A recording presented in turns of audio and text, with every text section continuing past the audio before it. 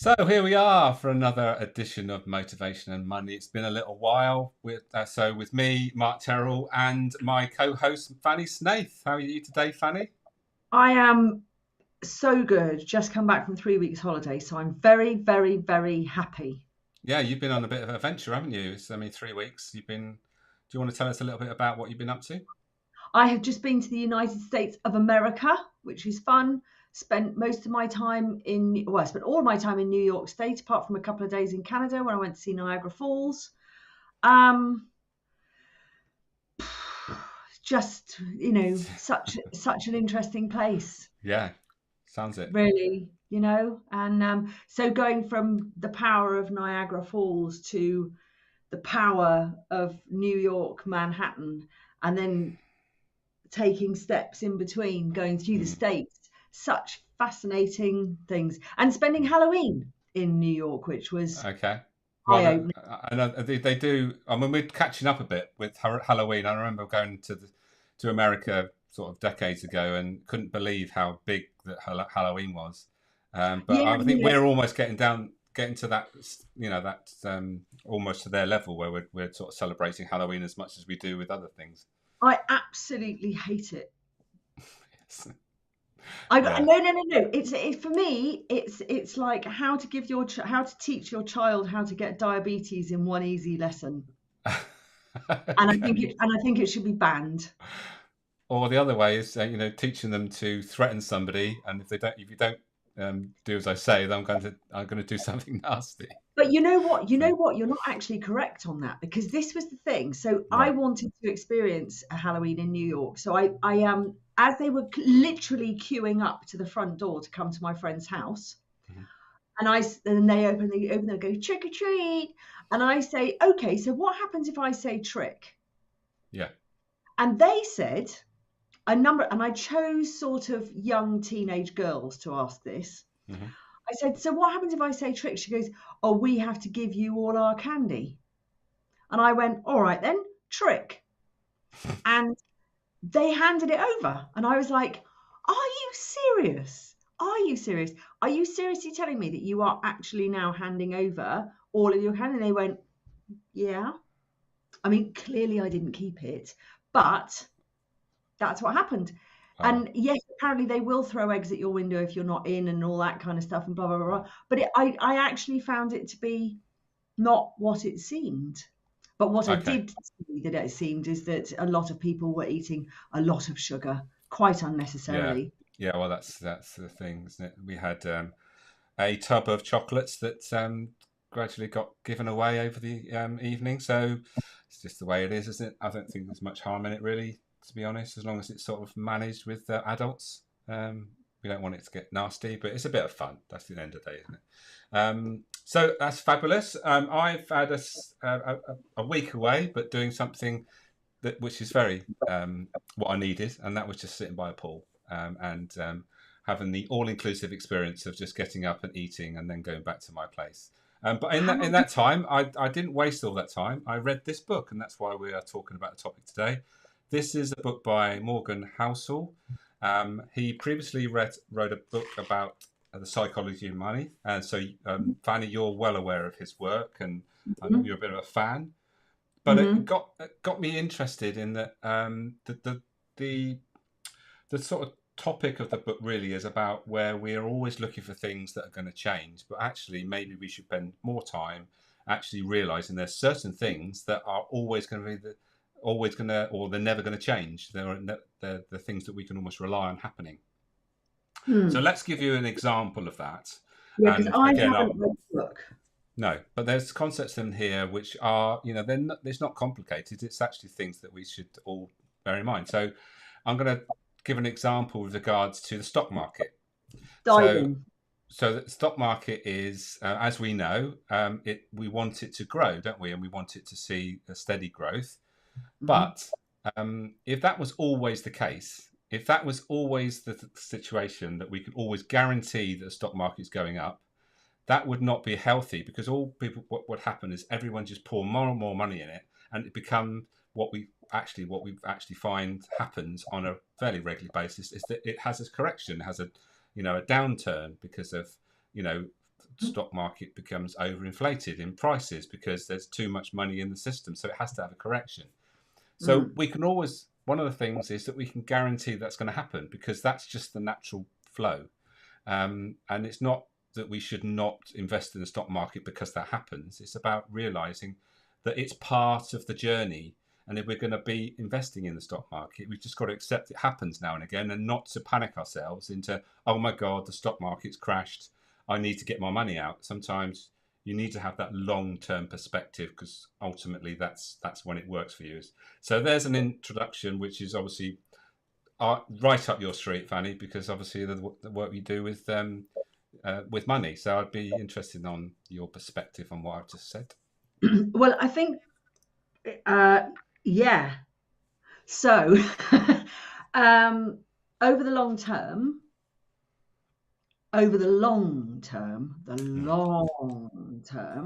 Yeah. I think we do generally believe that the stock market will rise in general. However, it's again, isn't it? And this is really interesting. You can do different ways. So let's say, for instance, you were a real stock market fan or a trader, etc. And what you would do is you would laser in to what's happening maybe on the day, go in further, what's happening in the hour, go in further, what's happening in the 15 minutes, go in further, what's happening on the minute. And if we look at those time periods, so if we look at the general investor, which is I think what the book is talking about, they say, invest for a minimum of 10 years and you should be able to expect an increase along the way. So the fun part of it is that whereas Morgan Housel is right that when it goes up there will be a correction, but that's actually happening all the time. And the further you zoom out, like for instance for 10 years, it says which 10 years are you looking at. So for instance, I looked at the FTSE, for instance, and going back into sort of the 80s, I can't remember the exact year that I took, and I took a snapshot of 10 years, and actually that was pretty disappointing, and it was pretty much flatlined. So to say then that the stock market will grow over time would not be true. If you were then to laser down and do like Forex traders do, they're looking at things sort of on the minute or in the half an hour or the 15 minutes. And actually, if you think that the stock market is all it is people buying, selling, buying, selling, buying, selling, buying, selling based on opinion, it's actually going up and down all the time. And I think you'll probably find that the stock market ends up or down exactly the same amount of times over time on that particular. Yeah.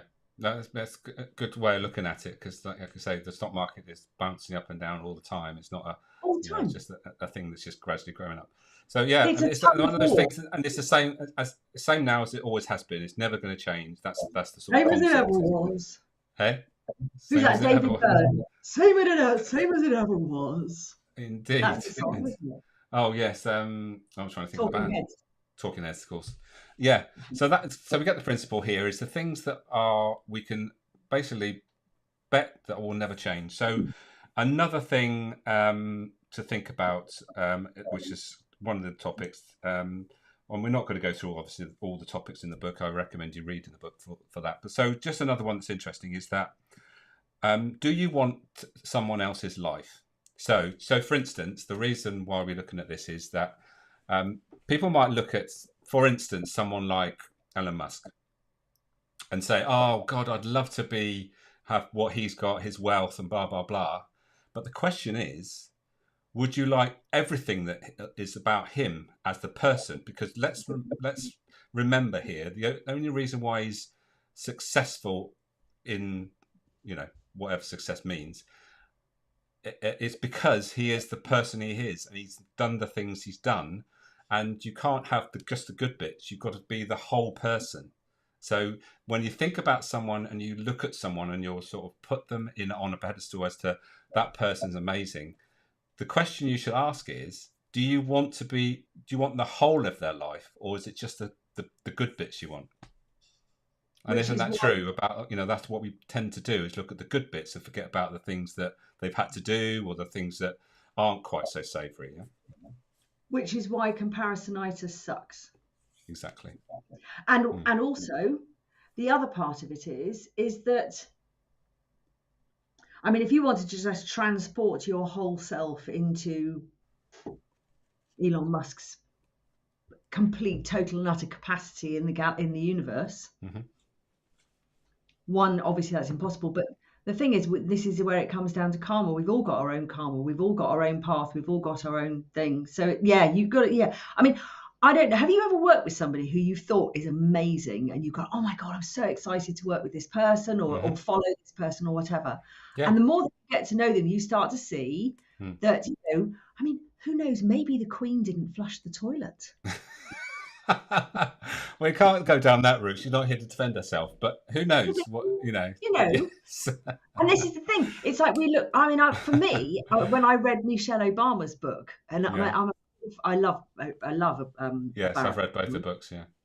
And and it's when she said that he was a smoker and he left his socks on the floor. You're like going, no, that couldn't possibly happen. But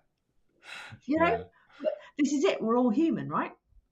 And we've got to remember that, that, and that's another thing that's never, it's always going to be the same. Is the people you only see the best parts in many respects, and it's just remember that it's the whole person that's got to where they are, and would you actually be prepared to do what they've done to get to where they are? And in most cases, probably you wouldn't, and that's why you're not in the position that they're in. Yeah. Yeah, well, and you just don't see the whole picture. Yeah, and also it's a bit like, do you want to? It's like meeting your heroes. They say, don't ever meet your heroes because it'll take the shine off, and it's a bit like that, isn't it? Realizing actually, oh, I really like that bit about them, but there's this I'm not quite so sure about, and that's one of the chapters is about understanding. There's always going to be a downside to someone that you really admire. And it's about understanding that you've got to accept the whole person for what they are. Otherwise, it's no point in just focusing on the good bits because it's not. And I suppose this is the same as looking at the stock market, go up and down. There's always got to be a contrast. You can't have light without dark. You can't have right without left. You can't have up without down. The yin and the yang. It's just you can't. I mean, even an atom goes down to 50% positive and 50% negative, right? Absolutely, which is another. Well, it leads us nicely onto the balance between pessimism and optimism.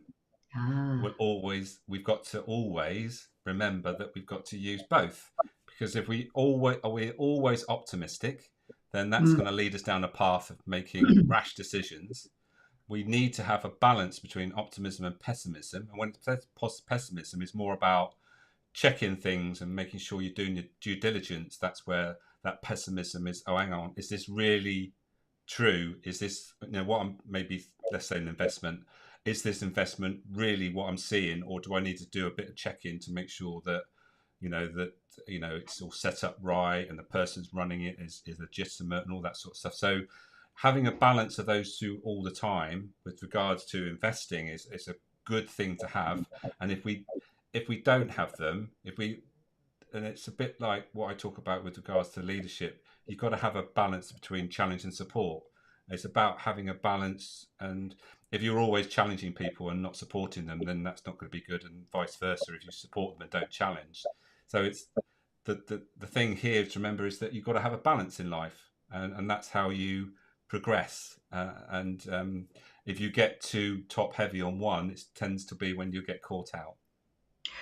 There's a couple of things that come to mind when you mention that one, Mark, is one, I remember attending the Breakthrough Experience with Dr. John Demartini, and he talks a lot about contrast, as does Abraham Hicks, when she's talking about the contrast and the law of attraction and all that kind of malarkey.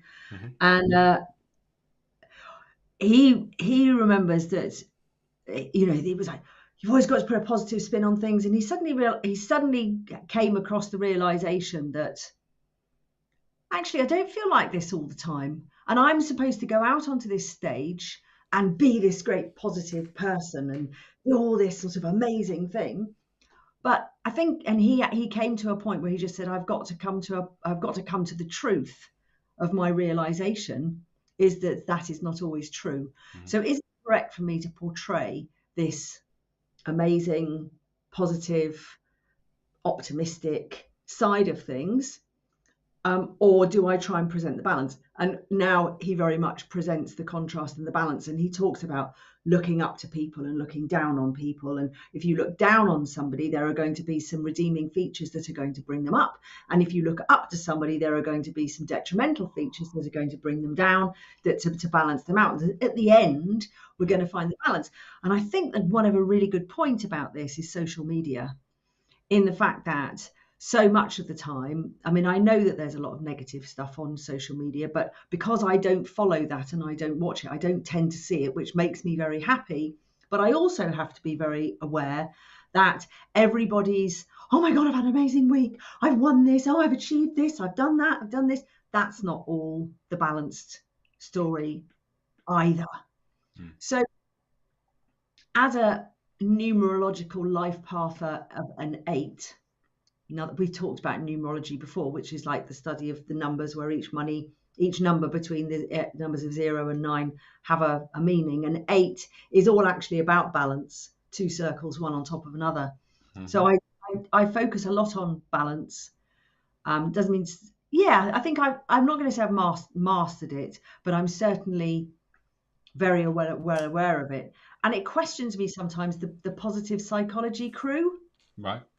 You know, there's the people that do positive psychology, and I've yet to do the work on it to work out, go, well, where's your balance? You know. Well, yeah. I mean, I use the positive psychology a bit with my clients, and that the way I use it is that understanding what your natural character strengths are and using them, because some people aren't aware of them. And make sure that you start from that point, because if we don't use our strengths, then we concentrate on our negatives. So that's how I see it: as use your strengths, but be aware of your negatives, or your weaknesses, and don't get obsessed with your weaknesses. Make sure you're using your strengths. So that's how I see the positive psychology working. And if you're not using them, so one of the exercises I do give my clients to do is pick one of your top 5 and make a diary entry every day as to when you use that strength. Nice. And see what picture it gives you, and all that sort of stuff. And then another one I give them is to pick one of your weaknesses and consciously use it that day and see what it feels like. How did it feel by using that strength instead of your natural strength? Yeah. And I took that one step. Are you talking about, so the test I did that I really enjoyed actually is the VIA character strengths website, and they give you the 24. And I took in the project that I'm doing on myself at the moment, which I will be rolling out to clients very shortly, is I looked at my top 5 strengths and then looked at my bottom 5 strengths. Remember, bottom 5 strengths, not weaknesses. Bottom 5 strengths, very different. Yeah. Okay. And I decided that it would be a good idea to try and use my top 5 strengths to bolster my bottom 5 strengths. So rather than just looking at one and going, right, I'm going in on that one, actually use one of the top 5 to help chivvy it up a little bit. Yeah. Because they can change, right? Absolutely. Yeah. I mean, if you're conscious about these things, you can actually actively change things if you want to. It's firstly, you've got to be actively conscious about them, and then do something that's, you're trying to do something to use them. And being conscious is the key thing. So it's, again, balance is crucial. And I was going to say the number 8, isn't number 8 special for particularly the Chinese? The 8 is sort of symbolic in some way. Anyway, it's just something that I thought I'd mention. It doesn't matter. Really. Well, there's no relevance. 8 has to be the best number of all anyway, doesn't it? Does it? Because you're on. Because it's yours. No idea what my number is, so I can't really comment. But I'm sure it's just a lovely number. Okay, so another topic in the book, which is sort of up my street, is the world is driven by forces that cannot be measured. So it doesn't matter about all the stats, and you can have all the stats and Excel spreadsheets or whatever it is about everything. the thing that we can't measure is how people are feeling about something. So there's an example in the book where they talk about the Vietnam War. So the reason why that was such a disaster for the Americans is they just looked at it on a logical level, and they didn't think about how the people were feeling, the troops that are fighting on behalf of the Americans, and also the way that the Vietnamese actually the attitude they had around the war itself, and that cannot be measured, and which is it's true, and that we can't measure what's actually they're feeling. We can look at all the stats and that, but actually ultimately it's about what someone's feeling at the moment. So the reason why this is interesting to me in particular is that we can now, it used to be the fact that motivation was difficult to sort of ascertain, but now because of this tool that I use, motivation maps, we can measure it, and it's key in that it's an indication with regards to the energy within a team, within a business. And if the motivations are being met and fulfilled in a business, then that tends to mean that there's more energy in the business. And energy means that we are more productive and we get the benefits of having that energy. So one of the key things within a business is, we can't really improve something unless we can measure it. And so if we can measure it, then we can improve it and consciously take action around making sure that it's maintained. And I think another book that I've been reading recently talks about, with a guy called Jim Loher, talks about the importance of energy, and managing energy is key on a personal level and a team level and a business level. If you can maintain energy, then you're always going to be more productive. It doesn't matter about time management. Manage your energy, and that is going to give you the results going forward. So so that's one of the concepts, or one of the chapters is all about the world is driven by forces that cannot be measured. So the more we can measure, then the better, I see. So I have one question about that. Mm-hmm. Going back to the stock market. Mm-hmm. Bearing in mind the stock market only goes up and down based on people's opinion and how they feel about things. Absolutely, yeah. Like whether I'm going to buy or whether I'm going to sell, whether I'm going to buy or whether I'm going to sell. And I can't answer this categorically, but I do feel that if you spoke to traders, they see general patterns in the markets that happen over and over and over and over again, but then they're not always right. Yeah. No. I think again, the comment that he's made, I think it really does depend how close or how far out you're zoomed. Mm-hmm. But But if you think about a war situation, you can measure everything, and there's certain things you can predict, but you can't predict how the people are feeling, and ultimately that is a key factor in what's going on. It's the same as an athlete, okay? So we know that sometimes the best athletes sometimes fail, and you think, well, why have they failed? They haven't had a physical injury, so they should be able to perform, but for some reason they don't feel right, whether that's something that's happened in their life, they're just not feeling it today, and you can't measure that. You just know that they're not having an off day, and you just got to accept it, that it's just the way things are. So it's a concept. Again, it's something that you just got to accept, and it's always going to be the same. That there are certain things in life that you can't measure, and you just got to accept them as it is. Okay, yeah, I get that. All right. What I was going to say also, you mentioned the stock markets, but it's the same with buying and selling anything. It's only about what people perceive and actually what they feel about what they're buying that matters, and what they want to pay for something. Yes, there's supply and demand, because if there's only one house for sale, you're going to get more than if there's dozens of them. But it's ultimately about what somebody feels about what they're buying.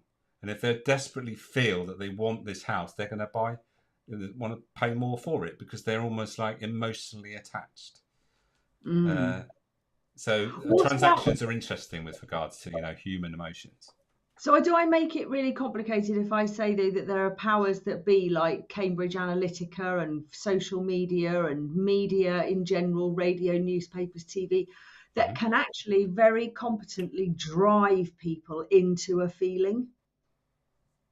Well, yeah, I mean, we've got to be aware of Mm. these things, and this is becoming more and more apparent. And with AI coming more and more into play, it's going to be something that we're going to be really have to be aware of, because Mm. outside influences are going to play a big role. I think with all sorts of things going forward. Who knows what is going to come out? But there's going to be some massive stories with regards to AI being, because of the influence of it, it's going to change things, as we know, dramatically as Yeah, time goes by. So yeah. yeah, for sure. Mm, For sure. It's very interesting, isn't it? mm, It is. I mean, the thing is, these little pearls. mm. I think what's so nice about them, I think there's 23 chapters, aren't there? Are there 23 little stories in the book? I'll just check that for you. Something What? like that, I think. 23 little stories about things that never change. Yes, indeed. Yeah, so what's so interesting about them is I think is that each one is such a good dinner party conversation, Yes. because it really does depend on, you know, if somebody comes out of a changing room in a shop wearing a dress and asks me my opinion, I'm going to look at it, and nobody can predict how much I like it or how much I don't like it, right? So on Hmm. that level, that story is completely true. However, let's say, for instance, there's been a huge thing in the media, and for some reason, brown dresses are totally out. And I've read that. And then the same lady's in there and she comes out of the changing room wearing a brown dress. I could be influenced not just by my feelings and the fact that I'm automatically going to say, oh, no, I don't like that. It's brown. So it just depends, doesn't it? Where you shine the spotlight on it, where you put the focus on it. Hmm. And I think it's very simplistic to say an athlete has an on day, an off day, or an on day, or whatever. Hmm. Recently watched the documentary on Netflix about David Beckham, Hmm. and it's fascinating going through that and looking at him and how the outside influences affected his play and affected the crowd and affected this. It's really a good perspective, good example on it. Hmm. So I don't know. I feel like I want to just go, oh yeah, that's really good. But actually, this book, with you describing it to me, is actually pushing a few of my buttons. In what way? Well, just in the fact that I want to challenge. Well, maybe I'm not describing it particularly well. So maybe you need to read the book and then you get your own perspective. Yeah. That's the Or trouble maybe with I'm me having my own sort of describing it in a way that might be completely different. When you read it, you might see different things in yeah. it than me. Maybe I'm just feeling a bit feisty today. I think you probably are. Yeah, I feel you're a bit feisty today. Um, but as we're going to the end of our little 30-minute session, we'll pick another one just to sort of round things off, and that is the first rule of happiness is low expectations. What do you think of that one? Bang on. Well, Honestly, yeah.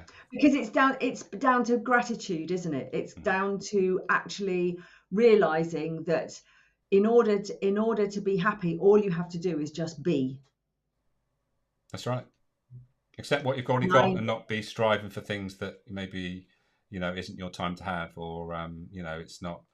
Actually, you might say that certain things might enhance your life, but actually when you get them, it might not make any difference whatsoever. So No. yeah. So having been somebody who thought that wealth was going to make me happy and solve all my problems, and realizing that's not, I'm also listening to the Matthew Perry book at the moment, which is he basically said to God, I don't care what you do with half of my life, but just make me famous.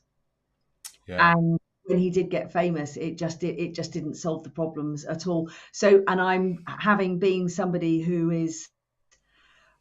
was one of these people that felt terribly lonely and was constantly looking for something outside of myself. With all the work that I've been doing on myself in the last few years, that view was absolutely changed, excuse the cat, 100%. So what was the phrase again?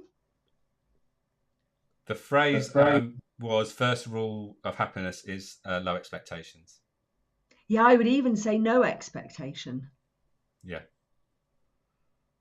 I think you're right, and that's the trouble with everything that we do. We expect something to happen. If you take that expectation away and you do it for this, almost for the sake of doing it, as opposed to the results, then ultimately that's going to not take take the pressure off for a start. And it's amazing when you haven't got the pressure on how you things happen naturally. It's when people Yeah, are desperate to make a sale, you know that they're desperate to make a sale, and then you get that energy that, and then you don't make the sale. And I've again had that many a time on both instances when I wanted to make a sale and I knew the energy wasn't right, and vice versa when I'm maybe trying to thinking about buying something and then ended up not doing it because there was just too much pressure or the energy wasn't right. So it's a good lesson to I think it's a perfect thing to end on, really, to be honest. And expectations, we can get carried away by them, I think. I think we can. I Mm. really do think we can. Yeah. It reminds me of, just very quickly, it just reminds me of, I went to see a chap at live, and it's called something like The Piano Player of Kitutsk or something. Mm-hmm. And this chap who was in Syria, and oh my goodness, some of the photographs, and it was literally just devastation completely around him. Mm. And he found a piano and he started to play this piano. He was playing this piano, he played it absolutely beautifully. But people would gather round to listen to this piano, and it was like that's what they had, and the happiness that came from something that, I don't know, it was just a beautiful image and Mm. a really beautiful story that just, you're in this place where you literally will go, right, okay, my life is now completely over. I am like, I have nothing. I literally have nothing. But actually, what do I do have? I've got my family, I have got something to eat, and I have got something to, and now I've got this music, Mm. which probably it was accentuated a millionfold purely because it was just such a massive thing in such a devastating environment. Brilliant. Amazing. Well, thank you, Fanny. Really enjoyed it. 30 minutes flown by. If you catch this on the replay, then feel free to leave some comments. We'd love to hear from you. Sorry if you've been leaving comments live. Unfortunately, we can't. I can't see them, so we can't reply or get you involved in the conversation, unfortunately. But we will reply to any comments, and we love any contribution. When we do these things, there's no great big plan around these little chats about motivation and money, but we just like doing them, don't we, Fanny? That's the We point. do. We do. So we do it for that reason only. So Mm. there we are. So for now, I think we should just say cheerio. Have a great week. We don't know when the next one of these will be, but hopefully you can join us, and hope you got some value from this. And so for me, it's goodbye. And Fanny? Be happy. Be happy. And be happy from Fanny. See you next time.